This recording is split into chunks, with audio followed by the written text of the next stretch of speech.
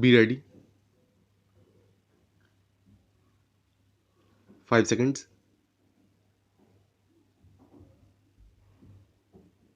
Start.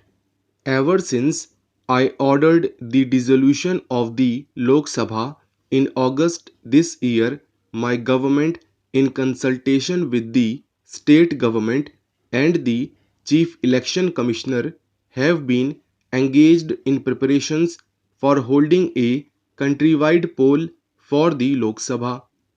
In a few days, the Chief Election Commissioner will be formally announcing the poll schedule. Everything that is possible is being done to conduct the elections in an orderly and impartial manner. The magnitude and complexity of such a vast exercise is not without its problems. I am nevertheless determined that none of these problems will be allowed to stand in the way of holding a fair and free poll. All political parties have expressed themselves in favor of an orderly poll.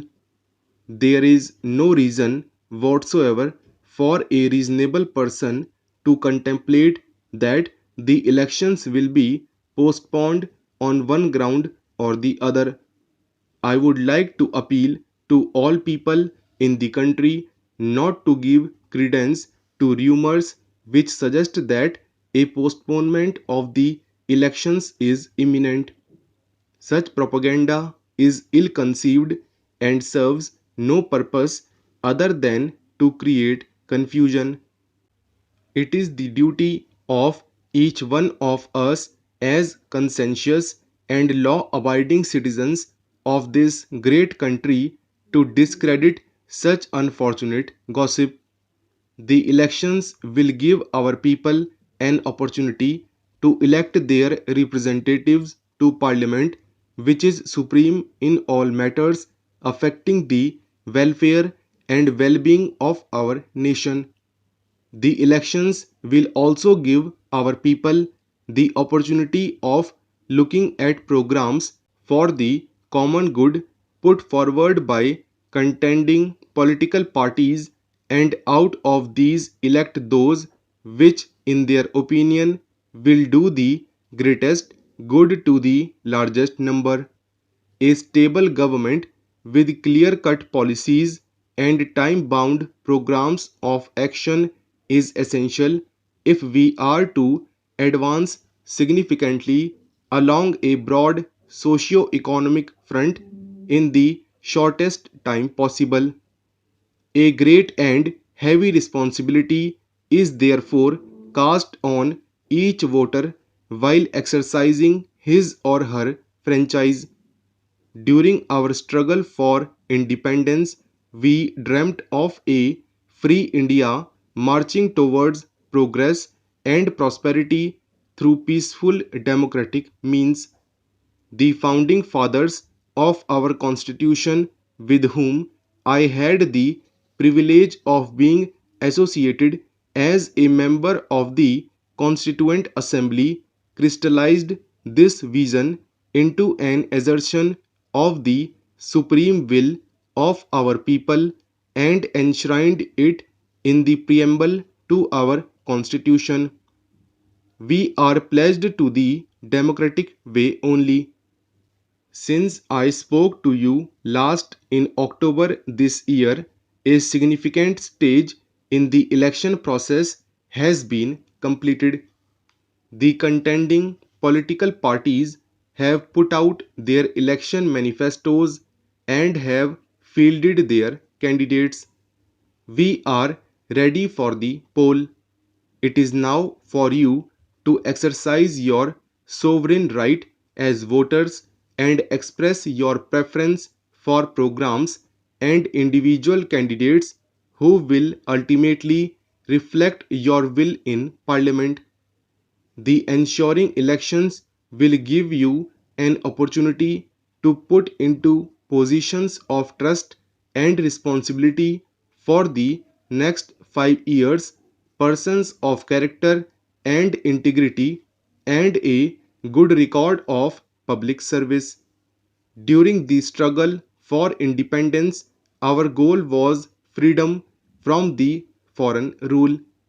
Having achieved this objective, we decided that the democratic way of life is most suitable to our ancient culture, our rich traditions, and the genius of our people.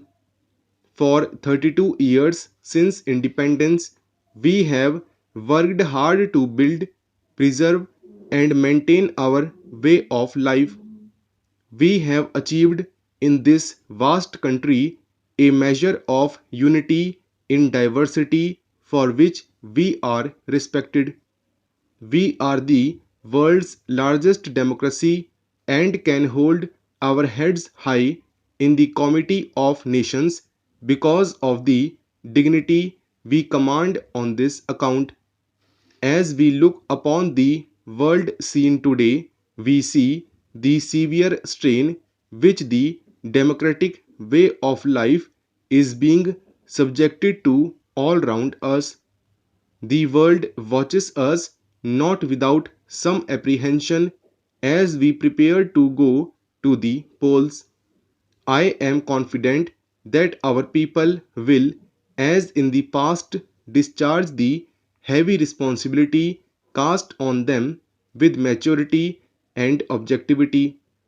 This will prove to world community and to ourselves that our faith in democracy remains unshaken. Election campaigns do necessarily raise controversy and tempers are occasionally frayed.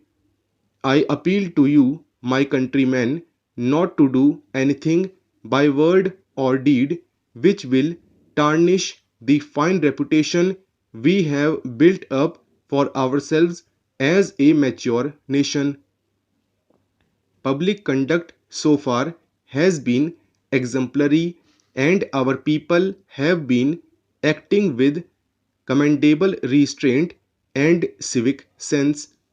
We need to hold the coming elections in a peaceful and orderly manner so that every voter is allowed to exercise his or her franchise out of free will and without fear, favor, or other inducement.